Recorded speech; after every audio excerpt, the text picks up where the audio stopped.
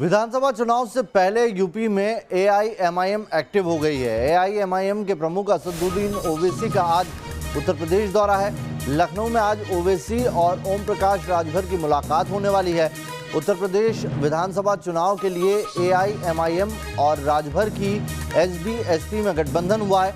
लखनऊ के बाद बहराइच जाएंगे असदुद्दीन ओवैसी, जहां पर वो सैयद सालार गाजी मसूद की दरगाह पर चादर चढ़ाएंगे। साथ ही एआईएमआईएम का जो पहला उत्तर प्रदेश के अंदर दफ्तर है उसकी भी उद्घाटन करेंगे। गाजी की मज़ार पर जाने को लेकर बीजेपी ने राजभर पर हमला बोला है। बीजेपी ने कहा है कि राजभर को देना होगा इस पर जवाब, क्योंकि राजभर समाज की जो पूरी पॉलिटिक्स रही है वो गाजी के खिलाफ रही है। विधानसभा चुनाव से पहले उत्तर प्रदेश में अपनी पहुंच बढ़ाने के लिए असदुद्दीन ओवैसी की पार्टी एआईएमआईएम बहराइच जिले में अपना पहला पार्टी दफ्तर आज खोलेगी। इंशाअल्लाह दोबारा योगी को उत्तर प्रदेश का मुख्यमंत्री नहीं बनने देंगे, नहीं बनने देंगे। अगर उन्होंने भारतीय जनता पार्टी को चैलेंज किया तो भारतीय जनता पार्टी का कार्यकर्ता उनके चैलेंज को स्वीकार करता है। यूपी में चुनाव को अब चंद महीने बाकी है। ऐसे में तमाम दलों ने अपनी तैयारी शुरू कर दी है। बंगाल में बुरी तरह पिटने के बाद अब असदुद्दीन ओवैसी की पार्टी एआईएमआईएम यूपी में ताल ठोकने जा रही है, जिसकी नींव रखने के लिए आज राजधानी लखनऊ से लगभग 120 किलोमीटर दूर बहराइच जिले में पार्टी पहला दफ्तर खोलने जा रही है। एआईएमआईएम प्रमुख असदुद्दीन ओवैसी बहराइच में पार्टी कार्यालय का उद्घाटन करेंगे, लेकिन ओवैसी के बहराइच दौरे से पहले बवाल भी शुरू हो गया है, क्योंकि ओवैसी बहराइच में सैयद सालार मसूद गाजी की दरगाह पर भी जाएंगे। बहराइच में ऑफिस का इफ्तिताह करेंगे और सैयद सालार मसूद गाजी की दरगाह पर भी जाएंगे और कुछ लोगों से मुलाकात करेंगे। इतिहास के पन्नों के मुताबिक राजा सुहेलदेव और गाजी के बीच भीषण युद्ध हुआ था। महाराज सुहेलदेव के नाम पर सुहेलदेव भारतीय समाज पार्टी के अध्यक्ष ओम प्रकाश राजभर राजनीति करते हैं, जबकि राजभर और ओवैसी साथ मिलकर यूपी चुनाव लड़ने की तैयारी में जुटे हैं। ऐसे में बीजेपी राजभर के साथ ओवैसी पर हमलावर हो गई है।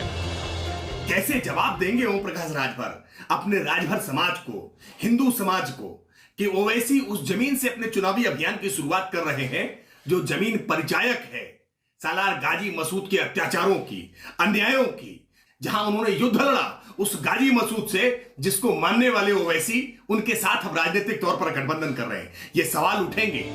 मुस्लिम वोटरों को लुभाने के लिए ओवैसी का ये दांव नया नहीं है।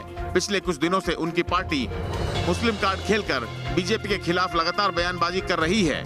कुछ दिनों पहले एआईएमआईएम के प्रवक्ता असीम वकार ने यूपी में मुस्लिम मुख्यमंत्री का दांव चला था, तो वहीं ओवैसी ने भी यूपी के सीएम योगी आदित्यनाथ को चैलेंज दिया था।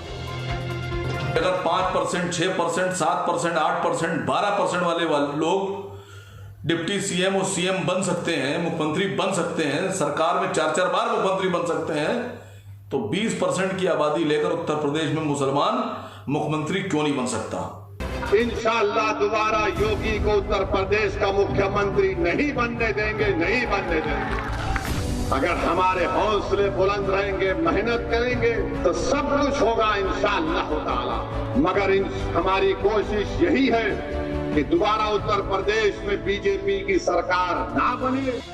असदुद्दीन ने हवा में ये दावा क्या उछाला कि उनको जमीन पर लाने के लिए खुद मुख्यमंत्री सामने आ गए और उनकी चुनौती कबूल करते हुए चुटकी भी ली।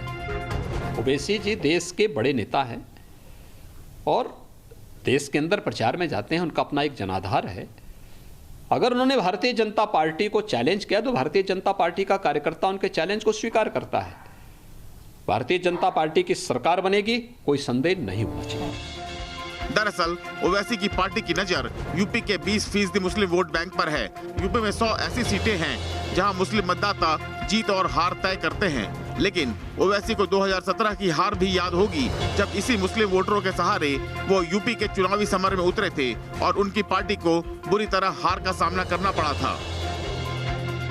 एआईएमआईएम ने 2017 के विधानसभा चुनाव में 38 सीटों पर अपने प्रत्याशी उतारे थे, जिसमें एक भी सीट पर सफलता हासिल नहीं हुई थी। पार्टी को पूरे उत्तर प्रदेश में 2,05,232 वोट मिले, जो मात्र 0.2% ही थे। लेकिन पिछले साल बिहार में हुए विधानसभा चुनाव में पार्टी को मिली कुछ सीटों से यूपी को लेकर ओवैसी का उत्साह बढ़ा हुआ है। देखना यह होगा कि AIMIM यूपी में मुस्लिम वोटों में सेंधमारी करने में कितनी सफल हो पाती है। Team news nation.